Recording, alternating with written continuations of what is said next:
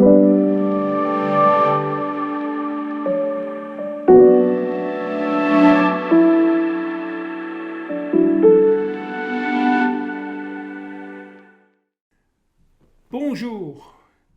et bienvenue dans notre nouvel épisode de J-Life Cancer. Aujourd'hui, je voudrais vous parler d'un sujet très sensible, le cannabis. Et là, il faut être très prudent car on marche vraiment sur des œufs. Tout d'abord, d'où vient le mot cannabis ?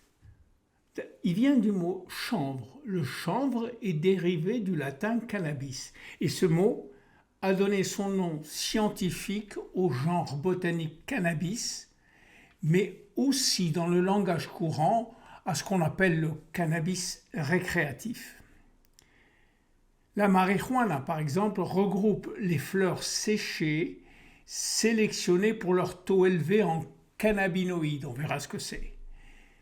Il y a 3 sortes de cannabis. Le cannabis dit récréatif, c'est-à-dire celui qu'on achète au coin de la rue et qui évidemment est totalement illégal. C'est-à-dire la plante ou les fleurs qui contiennent plusieurs cannabinoïdes dont le THC. Il faut savoir aussi que la marijuana est le psychotrope le plus consommé au monde. Alors il y a la marijuana, mais aussi le hashish, qui est la résine pure, qui est issue du chanvre femelle. Oui, femelle, parce que les plants mâles et femelles ont des organes reproducteurs différents.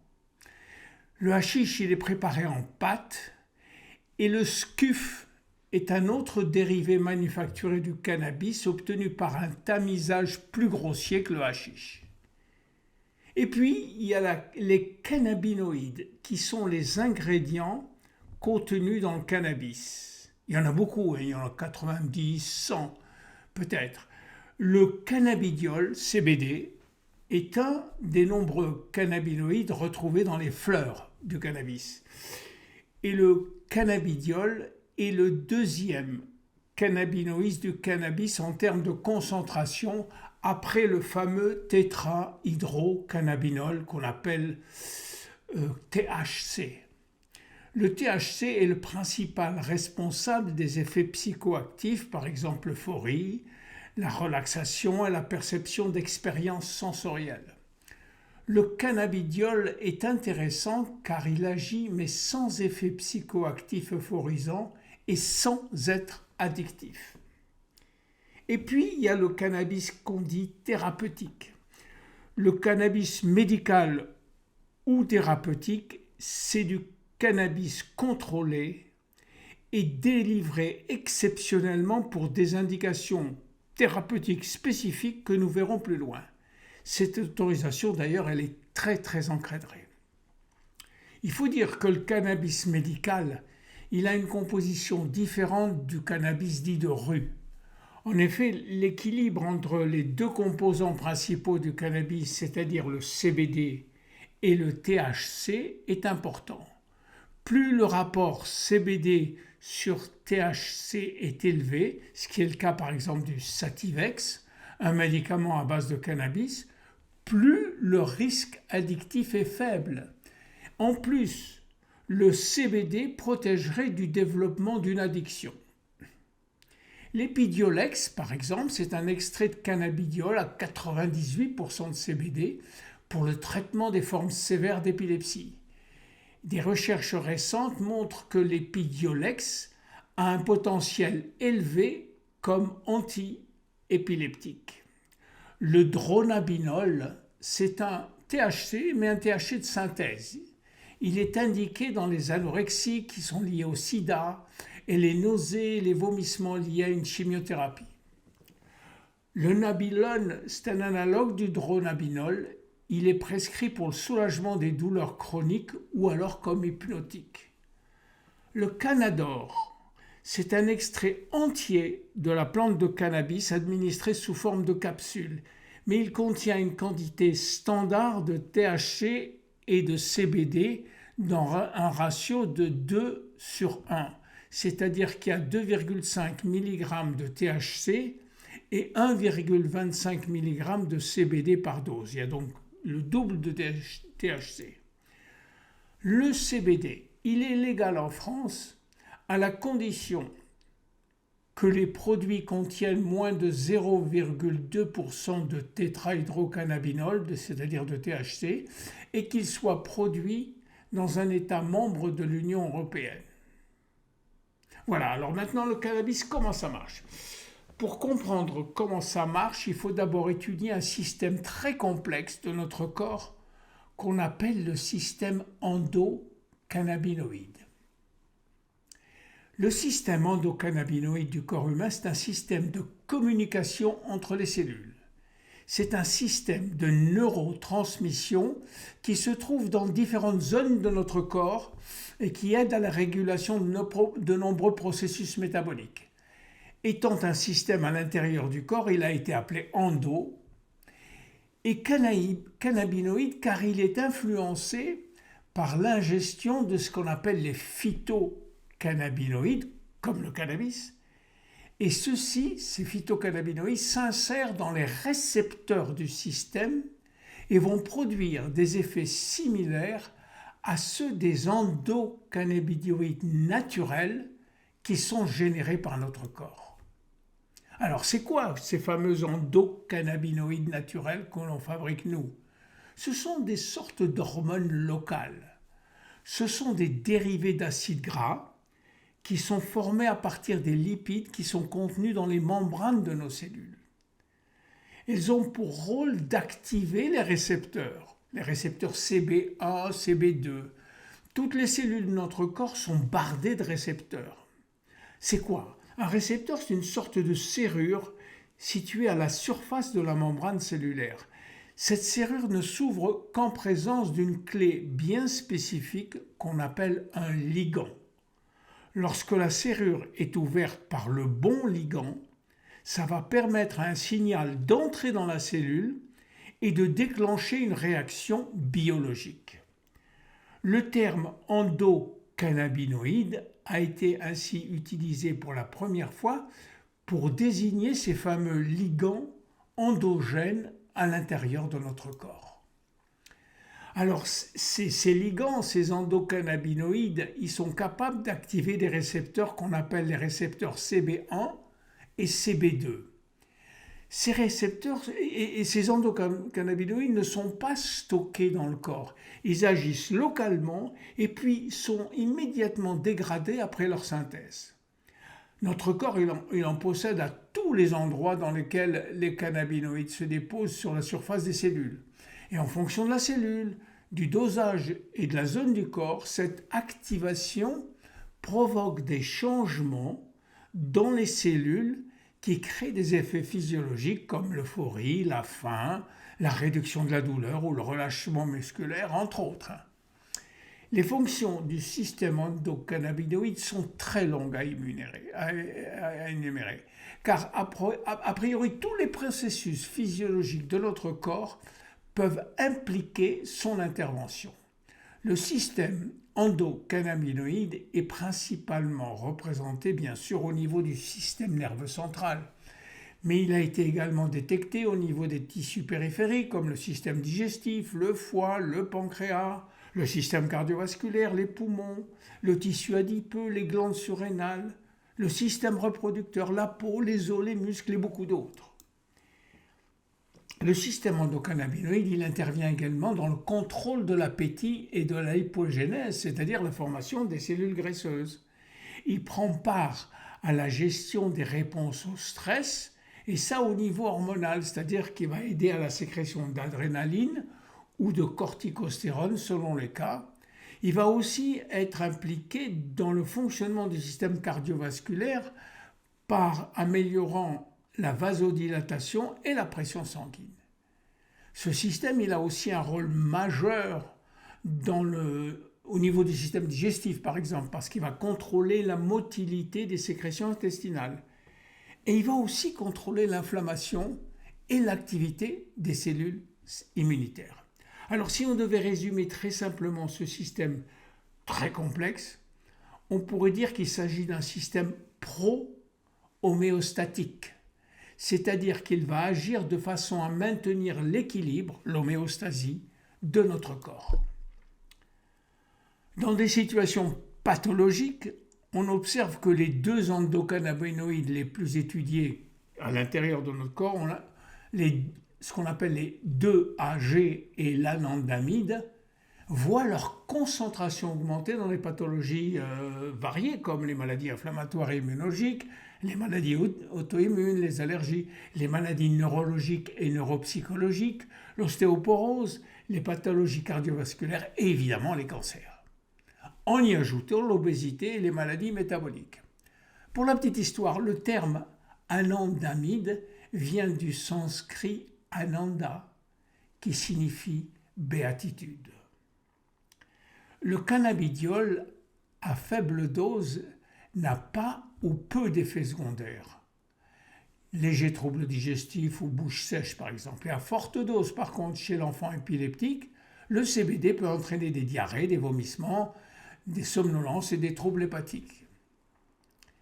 Il s'avère que le cannabis et plus précisément le CBD est aussi un outil puissant qui aide considérablement les fumeurs à stopper leurs habitudes avec la cigarette.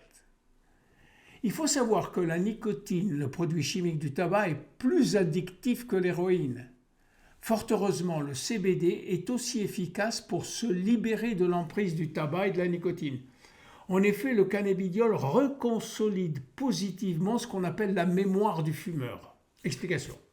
Les symptômes de sevrage de la nicotine incluent une irritabilité, un stress accru, des maux de tête, des troubles du sommeil, de la transpiration, des frissons, de la fatigue, de l'anxiété et surtout des sautes d'humeur. Ces symptômes sont généralement les plus forts au cours de la première semaine après la cessation de la cigarette. Et avec tout processus, la probabilité de rechute est plus élevée à ce stade. Bref, les principaux récepteurs sont impliqués lors de l'arrêt du tabac et ça peut être considéré comme brutal. Et naturellement, le CBD se présentera comme le candidat parfait en tant que palliatif à la nicotine, donc à la cigarette. Il n'y a pratiquement pas de contre-indication pour le CBD bien-être, ce qu'on appelle le CBD bien-être, mis à part l'allergie aux additifs qui peuvent être ajoutés dans les produits. Mais le problème, c'est que les produits à base de CBD ne font pas l'objet d'une régulation en France, et donc la qualité de ces produits est très variable. Faites-vous aider par votre médecin pour le choix. Vous le savez, il y a des dizaines de façons d'utiliser le cannabis. Les formulations orales de CBD telles que les gouttes liquides, les capsules, les teintures, les comestibles et les boissons sont les façons les plus populaires de consommer du CBD. Mais la biodisponibilité orale du CBD est la plus faible de toutes les formes d'administration. Et en moyenne, le CBD ingéré a une biodisponibilité comprise entre 6 et 19%.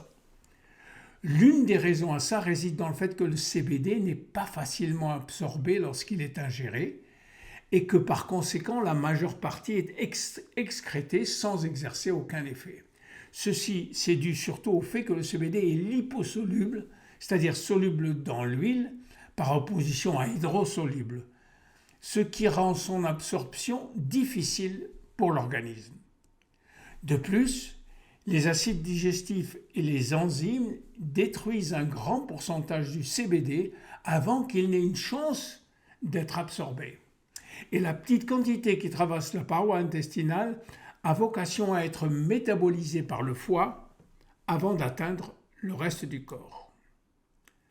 Une des méthodes pour résoudre ce problème, c'est la micro-encapsulation. C'est une manière de piéger le principe actif dans une enveloppe de protection et cette enveloppe de protection se brise à l'usage pour libérer le principe actif. Sa biodisponibilité est multipliée par 15 par rapport à une utilisation classique de la molécule. Et grâce à la micro-encapsulation du CBD à l'intérieur d'une sphère hydrophile, le CBD se solubilise dans l'eau et traverse la membrane muqueuse sous la langue, par exemple, pour atteindre la circulation sanguine. Ce processus s'appelle la mycélisation. Et cette nouvelle méthode a permis d'augmenter les concentrations maximum de CBD dans le cerveau, écoutez bien, de 300% par rapport à l'huile de CBD dans des tests pour le moment sur les animaux. Si on utilise par voie sublinguale l'huile de CBD, elle protège de l'anxiété et elle réduit les chances de conditions induites par le stress dans le cerveau et le système nerveux. Elle calme également les réponses inflammatoires dans le corps. L'ingestion de 1 ou 2 doses d'huile à haute teneur en CBD juste après l'abandon du tabac, par exemple, peut non seulement contrôler vos envies compulsives, mais aussi diminuer la plupart des symptômes, on l'a déjà vu. Alors placez 2 gouttes sous la langue lors du coucher et vous allez aussi provoquer un sommeil réparateur. Le vapotage. Alors le vapotage produit des concentrations sanguines de CBD et une pharmacocinétique similaire à celle du tabac. Vous aspirez de l'huile de CBD liquide contenue dans une cartouche devant un élément chauffant qui atomise le CBD. Ça produit ainsi une vapeur que vous pouvez inhaler. Il y a simplement un risque d'irritation pulmonaire, mais moins qu'avec la fumée de cigarette, c'est-à-dire la fumée du cannabis. Le nébulizeur, c'est très bien, c'est un dispositif qui administre le CBD sous forme de brouillard qui est inhalé dans les poumons. Enfin, il faut quand même un petit appareillage. Il est généralement utilisé dans les hôpitaux pour administrer des médicaments aux poumons endommagés ou sensibles. Et ça produit des concentrations sanguines maximum en environ 36 minutes. L'inhalateur. Alors l'inhalateur, il permet d'agir très rapidement sur l'organisme, un peu comme la ventoline pour les crises d'asthme. Le spray, il a l'avantage de diffuser en priorité par le biais des vaisseaux sanguins très riches au niveau de la bouche. Bon, on sait très bien que la forme d'inhalation la plus élémentaire, c'est le tabagisme. Dans ce cas, la cigarette contient des fleurs, qu'on appelle des têtes, de chanvre riches en CBD non transformé. Et ça par rapport au cannabis, évidemment, à teneur élevée en THC, parce qu'il ne faut pas tomber dans l'autre sens. Ce qu'on appelle le tabagisme au CBD présente une biodisponibilité de 31%, et une seule cigarette de CBD contient environ 19 mg de CBD et ça produit des concentrations sanguines maximum très vite, en 3 minutes. Bon, l'inconvénient du tabagisme de cannabis réside dans la libération des sous-produits de combustion qui peuvent irriter, dans certains cas, même endommager les poumons. On a aussi les timbres transdermiques, les patchs. Le patch, il fournit une libération plus contrôlée du médicament, ou du CBD, soit en utilisant une membrane poreuse pour laisser au CBD la possibilité d'être absorbé progressivement par la peau, ou par l'intégration de couches minces du CBD dans l'adhésif qui fond avec la chaleur du corps du patient. Alors, ils sont indiqués pour soulager la douleur, surtout chez des patients atteints de fibromyalgie et de neuropathie diabétique aiguë.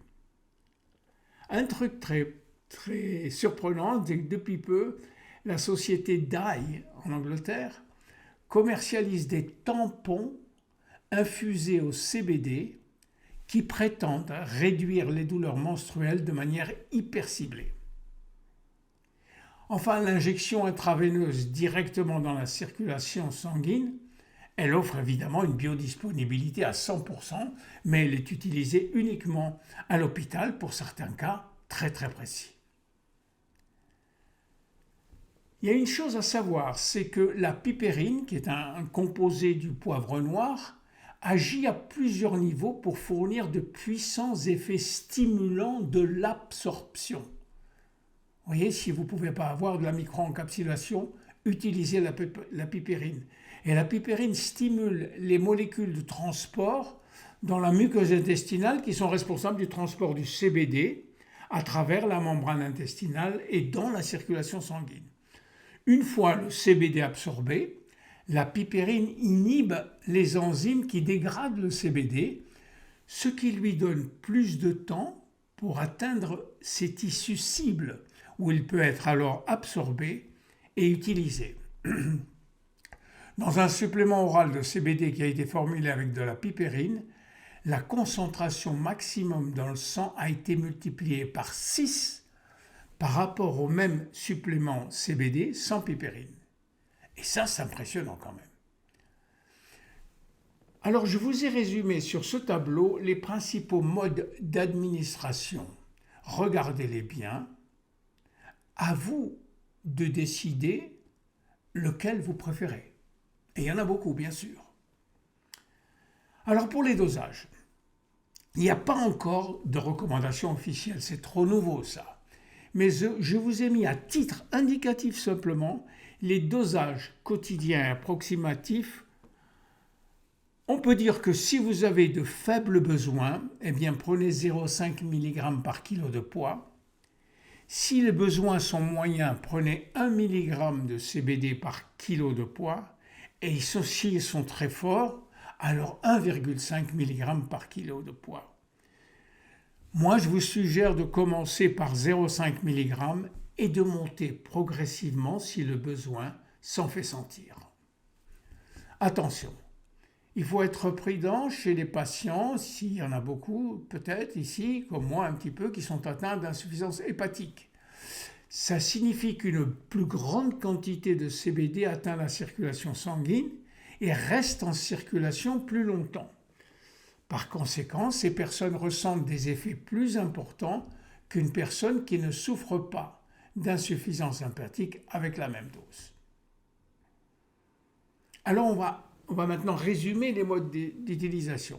Le CBD oral, il offre la biodisponibilité la plus faible, mais il peut être amélioré avec des suppléments comme la pipérine et en prenant le CBD avec des corps gras. L'inhalation de CBD, elle offre un taux élevé d'absorption, mais peut endommager les poumons avec le temps. Le CBD transdermique qui permet une administration lente et régulière, qui offre des avantages aux personnes qui ont besoin de maintenir des niveaux constants de CBD dans le sang.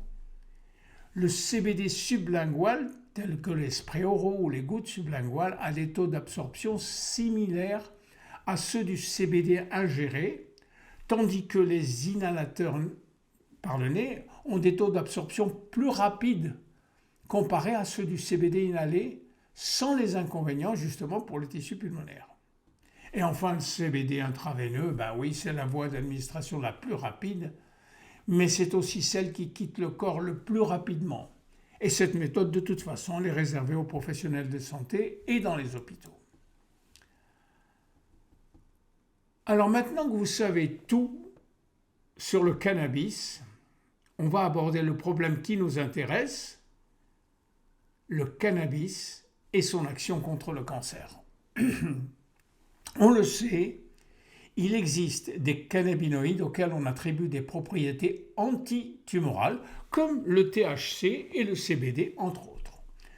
Dans des modèles précliniques, on a pu démontrer les propriétés antitumorales pour différents types de tumeurs, comme les tumeurs cérébrales, les fameux gliomes, tumeurs du sein, cancer du pancréas, du foie, de la prostate, entre autres. Mais alors il faut savoir, et ça c'est important, qu'on manque encore de preuves cliniques chez l'homme. Alors, première observation, on sait aujourd'hui que les endocannabinoïdes et les phytocannabinoïdes tels que les dérivés du cannabis stimulent les lymphocytes tueurs, les cellules NK, qui sont chargées de détruire les cellules cancéreuses. Et ça, c'est très important parce que c'est une action totalement naturelle. Deuxième observation. Les cannabinoïdes activent les fameux récepteurs CB1 et CB2 présents dans les cellules tumorales et ils vont initier de cette manière un chemin de signalisation intracellulaire qui provoque la mort cellulaire des cellules tumorales. C'est un petit peu comme les petites pierres du petit poucet. Troisième observation. Le docteur Pierre-Yves Després du California Pacific Medical Center à San Francisco a présenté déjà des résultats de ses études sur le cannabidiol en 2014. Et Ces résultats sont époustouflants. Le CBD inhibe la propagation du cancer, c'est-à-dire la propagation des métastases. Il a découvert que le CBD inhibe le chef d'orchestre de la progression métastatique, le fameux gène de transcription ID1. Et ça a fait l'objet de nombreuses publications. Les cannabinoïdes et surtout le THC, le THC vont hyperstimuler les récepteurs CB2, provoquant un ralentissement de la progression du cancer. En plus de provoquer le suicide, l'apoptose des cellules tumoraires, les cannabinoïdes permettent aussi d'inhiber la sécrétion du fameux facteur qu'on appelle VEGF, qui est nécessaire pour la formation des faisceaux sanguins liés à la tumeur. De cette manière, les cannabinoïdes bloquent l'approvisionnement des nutriments nécessaires pour la croissance de la tumeur. Un troisième effet antitumoral, il est lié à la capacité des cannabinoïdes à moduler l'action de certains enzymes comme ce qu'on appelle les métalloprotéinases qui sont impliquées dans la remodulation de la matrice extracellulaire. Et ça, c'est assez important pour les capacités migratoires et de propagation de la tumeur.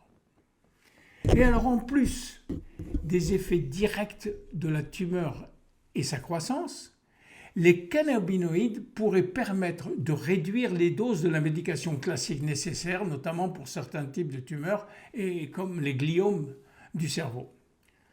Plus, dans le domaine du traitement palliatif, c'est-à-dire le traitement symptomatique non curatif des cancers, les cannabinoïdes ils améliorent de nombreux symptômes qui apparaissent fréquemment dans la chimiothérapie, comme les nausées, les vomissements, le manque d'appétit, les douleurs physiques ou même l'insomnie.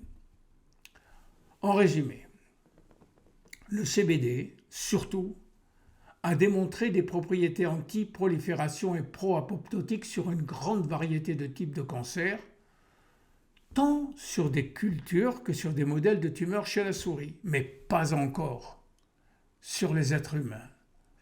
En outre, le CBD peut également inhiber la migration tumorale, l'invasion et la néovascularisation, la nouvelle vascularisation des tumeurs. Mais encore un grand problème, pour le moment, le cannabis n'est pas encore approuvé comme un médicament anti-cancer. Je voudrais vous parler de certaines associations comme l'association CBD Oméga 3. Et pourquoi les associer dans l'approche du cancer ?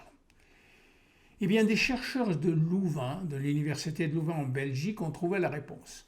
La cellule cancéreuse absorbe beaucoup de sucre, ce qui la met en état d'acidose, surtout les cellules cancéreuses du centre de la tumeur. À ce stade, cette cellule va alors remplacer le sucre par les graisses. Mais si ces graisses contiennent de la DHA, qui est l'ingrédient majeur des oméga 3, alors elles vont littéralement imploser, et ceci est d'autant plus intéressant qu'il s'agit des cellules cancéreuses du centre de la tumeur, donc les plus difficiles à atteindre. La dose de DHA qu'on recommande, c'est au minimum 250 mg par jour. Alors si vous pouvez trouver des oméga 3 qui ont 250 mg de DHA, prenez-les avec le CBD. En tout cas, mes recommandations, mais ça n'implique que moi. D'abord, pour le CBD, utilisez des doses qui vont de 0,5 à 1,5 mg par kilo de poids et par jour. Si possible, des huiles ou des capsules micronisées, mais ça, vous allez avoir des difficultés à en trouver. Utilisez le CBD pendant ou après les repas pour le mélanger à des corps gras. Associez-le, si vous ne trouvez pas de capsules micronisées, associez-le au poivre noir ou à la pipérine en gélule et aux oméga 3 avec un minimum de DHA de 250 mg par jour. Et surtout, n'oubliez pas et n'ayez pas peur d'en parler avec votre médecin, il pourra vous aider. Aujourd'hui, les médecins sont parfaitement informés du rôle des cannabidiols. Merci beaucoup, un grand merci et à bientôt.